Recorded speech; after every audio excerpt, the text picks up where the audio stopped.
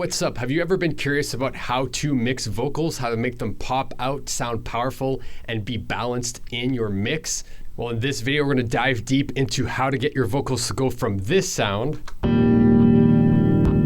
used to be strong, now I'm crumbling, fragile. Used to be wise, now I'm glitched out, dumb. Used to have fun, now I'm face down. to this sound.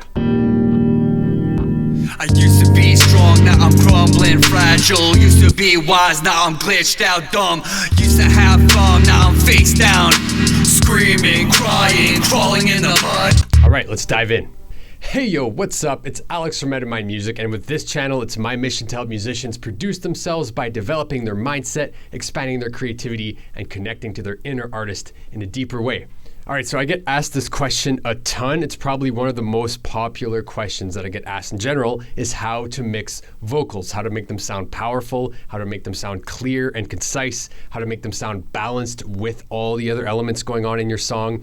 So in this video, we're going to investigate all the processing I did for the vocals on this track, as well as talk about a little bit of the philosophy behind some of the choices and just a few tips here and there that will help you make your vocals pop. All right, but before we dive in, I'm going to assume that you have tracked high quality vocal performances. So both in audio quality, using a good microphone, a pop filter, having a right environment to record vocals, but also in performance. So actually working with vocalists that can hit pitch and maintain a pitch, at least within reason, and has committed performances for the takes, as well as any kind of editing tasks that should have been done, such as pitch correction, such as timing, getting the right timing, or getting the proper articulation and pronunciation out of the takes. I'm going to assume that we have done that work, and now we're just worried about getting it to pop in terms of mixing, in terms of frequencies and dynamics.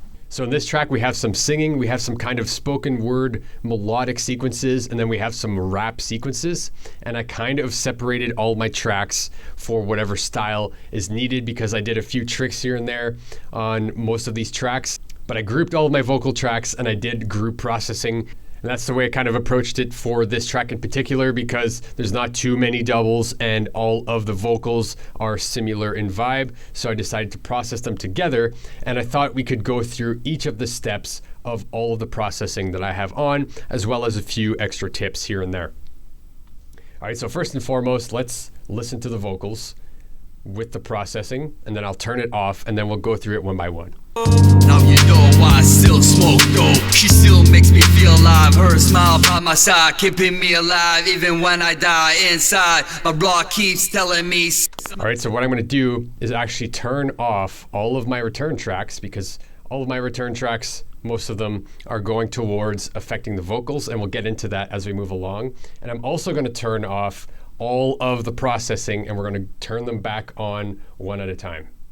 All right, so here's what the vocals sound like without any processing, just the raw vocals. Alone and capable to function, or cope. Now you know why I still smoke dope. She still makes me feel alive. Her smile by my side, keeping me alive even when I die inside. My block keeps telling me, son, you have to hold on and stay strong. It's not your time to go, even if God turned the table and destroyed your castle. Drinking darkness through a funnel, light remains at the end of the tunnel. All right, so first and foremost, let's turn on the first plugin and see what's going on. So I have an EQ loaded, and I love the SSL channel EQ because first and foremost, it actually helps you EQ without hyper focusing on what it looks like. Because when you use the typical EQ, there's all these curves and graphs, and then you start thinking, oh, that might be a bit too much. I might be cutting too much. I might be boosting too much. And you're mixing with your eyes at that point. So that's one huge feature about having these knobs. You can kind of boost and cut without necessarily worrying about what it looks like, because it doesn't matter what it looks like at the end of the day. All right, so let's A/B this and see the difference of this EQ. She still makes me feel alive. Her smile by my side, keeping me alive even when I die inside. My block keeps telling me, son, you have to hold on and stay strong. So what I did is I cut out a little bit of low end and I really boosted up a lot of the high end frequencies to really make it shine, to really make the mid range and that high end frequency kind of bite through because it sounded a little bit dull before. All right, so as you can see here, I'm boosting about 4 dB at about 8K. I'm boosting another 3 dB at between 3 and 4K or so, and boosting another 3 dB at 2K. And then I'm cutting a good 3 dB from between 100 and 150 hertz. And I'm also using a high pass filter at about 100 hertz just to cut out the low end, because we don't need any low end from vocal, especially in that frequency range. And this just helps, again, just clarify that mid-range. I'll A-B it again real quick and just get that energy out of the vocal performance, because when you turn this off, you definitely miss it. It definitely feels dull. So this is without it. She still makes me feel alive. Her smile by my side, keeping me alive. Even when I die inside, my blood keeps telling me, son, you have to hold on and stay strong. It's not your time to go. Right, so we're brightening it up, taking out some low end. Let's load up the next plugin here. So I have the 1176 Bluey, I believe that's what it's called. Yeah, the Bluey model. And this is a great compressor for vocals. It's kind of magical. And what I really wanted to do with this is just crush the dynamics, because the human voice is a very dynamic instrument.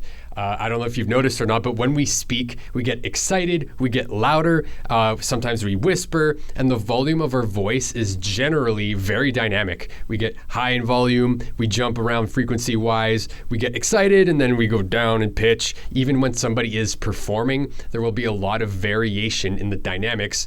And if the vocals are the forefront of the song, such as this song, you definitely want the dynamics to be reduced, because it's the main feature of the song. You always want it to be front and center. So that's a big reason why vocals are typically compressed. And a lot of the time, they're actually compressed on the way in with some outboard compressors. So you'll see that quite often, actually, that if you're recording a vocalist, let's say in a studio that has some nice, like a real 1176, that you'll be actually recording their vocals through the compressor and compressing it as you're recording. That is a very common tactic. I don't have any fancy compressors or outboard gear, so I just use this Bluey to achieve a similar effect. And basically, I'm compressing this quite hard, but I'm not crushing it. You'll see this meter will show you how much gain reduction we're getting, which is basically once the signal passes the threshold of the compressor, how much are we planking it down into place. All right, so I'll quickly A-B this compressor with the same line so we can hear the difference. So this is without it. She still makes me feel alive. Her smile by my side, keeping me alive even when I die inside. All right, and then I'll turn it on.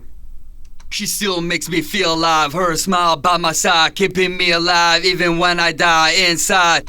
So notice up here, we're only getting -2 or -3 dB of reduction. We're not compressing it like crazy, but obviously it is getting louder, so that will fool us to thinking that it sounds better. But give special attention to the syllables of every word that the vocals are saying and how much they all have power. They all have some air behind them. They're a little bit more aggressive, a little bit more powerful, and they have a punch to them. And that's the compressor really working to increase the impact of every single syllable. So give a close listen to the impact of the syllables and how much more air is being pushed when we activate this compressor. All right, so without it. She still makes me feel alive. Her smile by my side, keeping me alive even when I die inside. My blood keeps telling me, son, you have to hold on and stay strong. It's not your time to go, even if God turned the table and destroyed your castle. So notice how every single syllable has a little bit of punch, and it's very clear, and it obviously made it louder and reduced the dynamics so that it sits right on top of the track.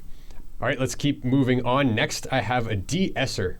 So a De-Esser is basically a compressor that's used to reduce the sibilance of a vocal, meaning the S sounds, because often the S sounds in a recording can be very harsh, and it can be very high-endy, can be very piercing in the high end. And I did notice that there was some of that going on, so I put a little bit of de-essing going on at about 7K or so, about 8K, that frequency range, the high end, just to reduce the S's and smooth them out a little bit. So we'll see if we can listen to this A and B'd. She still makes me feel alive. Her smile by my side, keeping me alive even when I die inside. So notice how those S's have a little bit of sting. They're a little bit sharp in the high end. I'll activate this compressor, and we'll notice how those S's get smoothed out. She still makes me feel alive. Her smile by my side, keeping me alive even when I die inside. My blood keeps telling me, son. right? So it makes the S's just sound more normal versus all the other sounds. But without this on, notice how those S's really stick out. She still makes me feel alive. Her smile by my side, keeping me alive even when I die inside my block. All right, so we're gonna turn this on.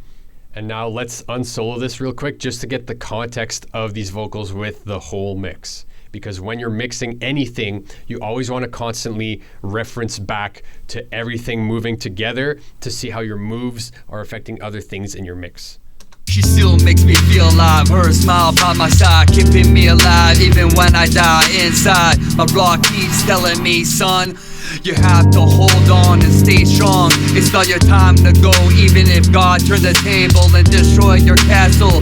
Drinking darkness through a funnel, light remains at the end of the tunnel. All right, so now we're getting closer. It's clear, it's concise, it's pretty powerful, but it still lacks a little bit of low end, and it still lacks that impact. It still feels like it's kind of tucked away behind the music, and we want these vocals to be in front. We want them to be the main feature of the song. So what I decided to do next is throw on a limiter, and this one I'm actually compressing it quite a bit. And a limiter, in case you don't know, is basically a compressor with an extremely high ratio, meaning that anything that passes the threshold that you set will just get completely leveled, which means that any signal that passes the threshold of your limiter will just get completely limited and will not let anything pass from there and just crank it down.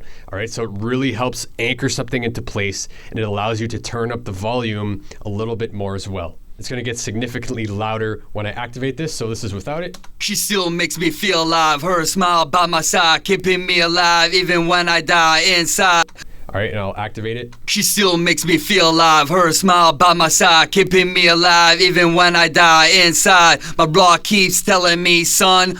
So notice how there's a lot more energy. It gets a little bit more full. Actually enjoy the sound of this limiter. It adds a little bit of warmth. She still makes me feel alive. Her smile by my side, keeping me alive even when I die inside. My block keeps telling me, son.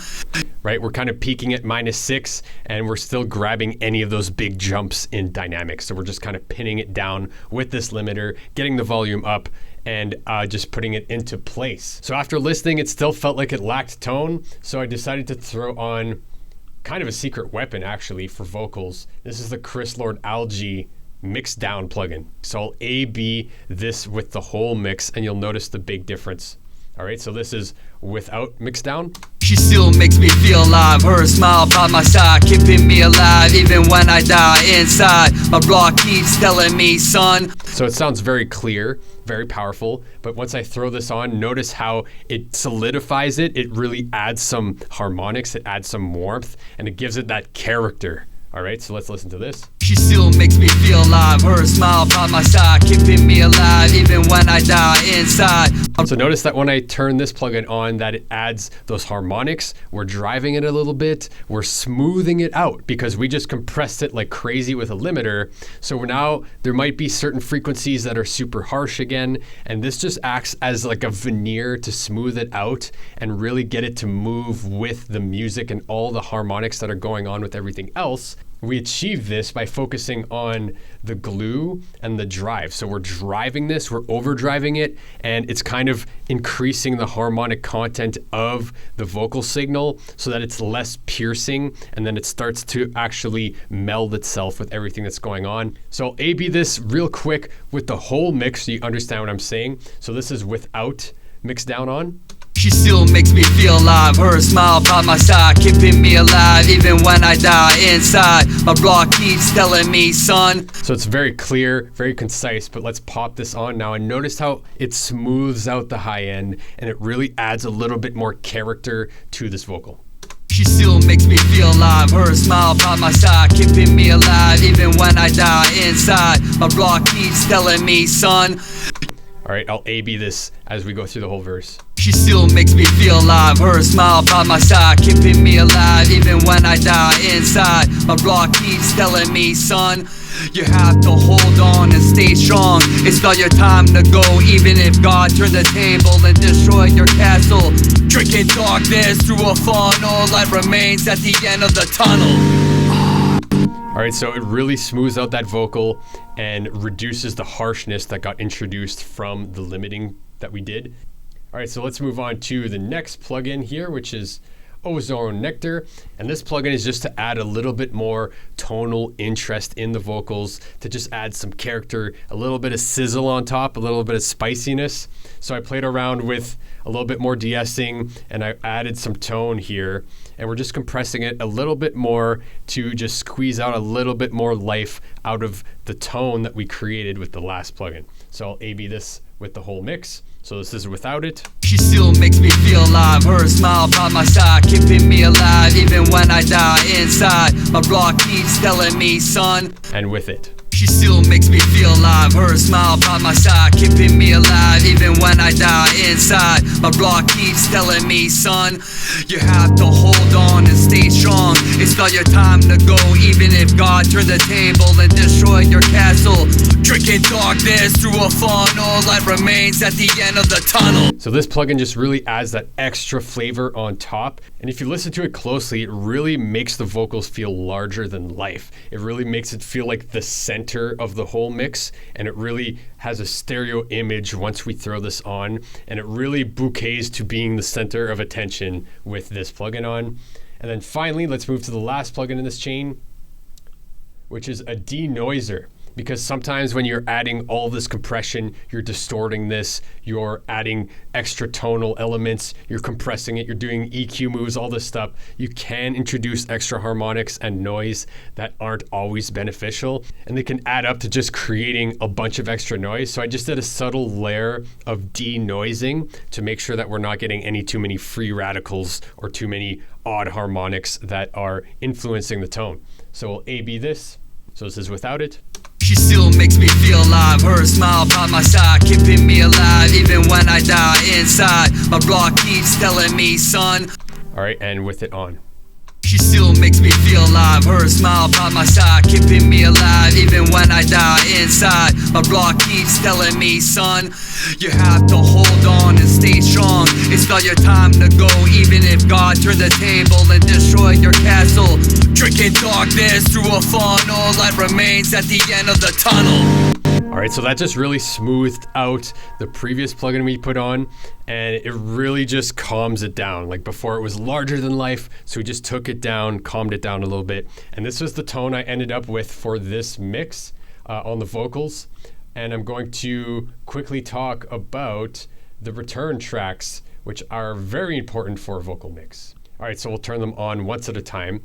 And return tracks are basically tracks that you can send part of your vocal signal to process them in parallel with an effect instead of having to put the effect on directly your vocals. And the advantage of this is you can process your effects differently than you would your vocals. So it's super cool. So first and foremost, I have a slapback delay, very simple, very common move. And this is basically a delay with a very quick timing. This is 180 milliseconds on one side and 220 milliseconds on the other side. And it basically just creates a tiny bit of ambience around your vocal and makes it sound a little bit more three-dimensional. So I'll solo the vocal and I'll throw on the slap so you can hear it. She still makes me feel alive. Her smile by my side, keeping me alive even when I die inside. My rock keeps telling me, son, you have to hold on and stay strong. It's not your time to go, even if God... And that's actually a little bit loud. I'd probably mix this a little bit lower. She still makes me feel alive. Her smile by my side, keeping me alive even when I die inside. My rock keeps telling me, son, you have to hold on and stay strong. It's not your time to go, even if God... Right, so it's just a subtle delay that adds that ambience, adds that space. So that's one return track I have going on. All right, next I have a vocal delay sound that I'm actually only sending certain tracks to for specific parts of the song. See, I have nothing left to bleed. So I'm basically only sending the singing part of the chorus to the second vocal delay just for a little bit extra tail, a little bit more ambience. All right, nothing complicated, just an extra delay to add some texture. Next, I have a vocal long delay. which is a little bit longer and a more apparent delay, and I'm only putting this on certain parts of the track, I think on a few vocal doubles that are in the back. So once you have a really good sounding vocal, you have the processing down, it's really pumping and jumping and sizzling with your mix, then you can really focus on automating some volumes, playing with some special effects, and seeing what moments you can really emphasize to enhance the experience of the song for the listener. And hey, if you're just getting started with music production and feeling completely overwhelmed by the process, or you're having trouble finishing projects, or hey, if you just want to get a glimpse inside my personal workflow, I've created a super easy to follow 7-step framework that helps you go from your very first ideas, so producing ideas, developing them, into a finished mix and master, so you can finish more songs, get better and better over time. It's super easy to follow. It's super handy to have as a printout in your studio. So if you're interested in grabbing that, the link is below. So if you got value out of this video, go ahead and give me a thumbs up. If you want to stay in the loop for future Metamind Music transmissions, go ahead and smash that subscribe button. And let me know, do you have any vocal mixing tips of your own? Some secret weapons that you use? Do you mix your own vocals? Are you a vocalist, or do you record other vocalists usually? I'd love to learn a little bit more about your process and some of the music that you're making in the comments. Let's start a conversation. And until the next time, we'll talk to you later.